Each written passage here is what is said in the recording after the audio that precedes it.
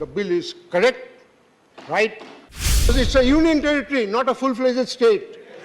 Therefore, what you have is a diluted form, an asymmetrical form of federalism.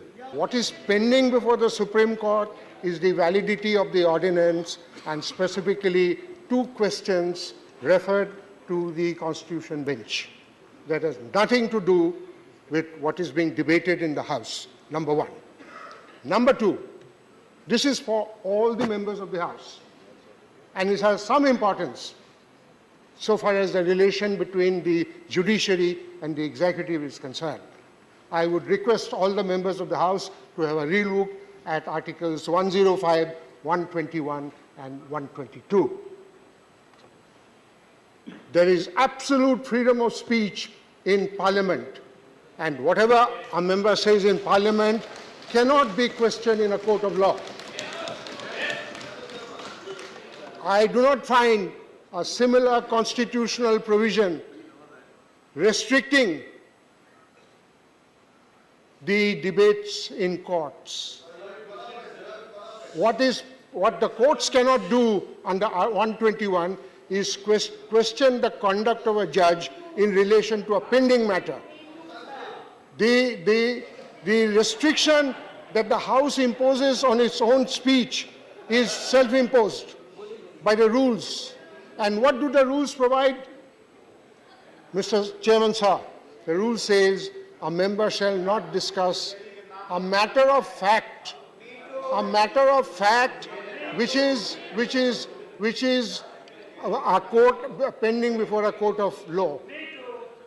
It's not a matter of fact that is what is being debated. It's a question of law.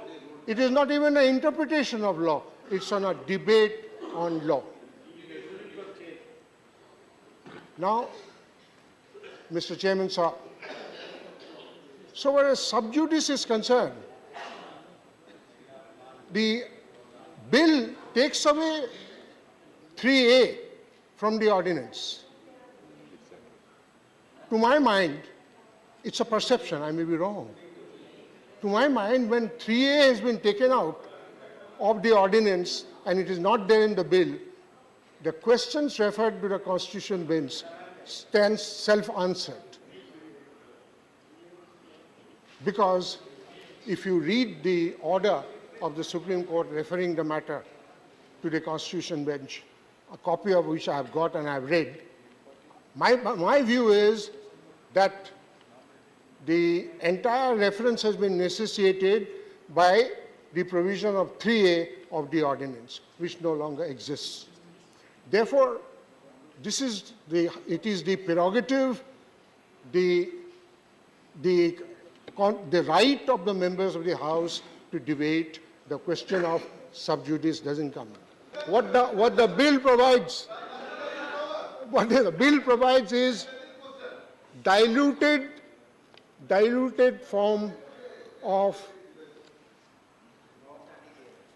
what federalism, because it's a union territory, not a full-fledged state. Therefore, what you have is a diluted form, an asymmetrical form of federalism. And the third thing is, does it violate any other part of the Constitution? The Supreme Court mentioned about triple autonomy. What you have under the bill is a modified form of triple autonomy. The bureaucrat is responsible to a lieutenant governor, who is responsible to the Home Ministry, who is responsible to the House. You have a modified form. If you want a full-fledged federalism, which today is a basic feature, though I have my own perceptions there, you can go for an amendment, for a constitutional amendment, and make Delhi a full-fledged state. Now, the most important thing, Chairman Sir, is Article 239AA, starting from 1 to 7, is not under challenge before the Supreme Court. Challenge it. That is not under challenge. Therefore, in my respectful submission, my contention, the bill is perfectly legitimately valid. But I fully support Mr. Vikas Bhattacharya, who has been a very close associate of mine.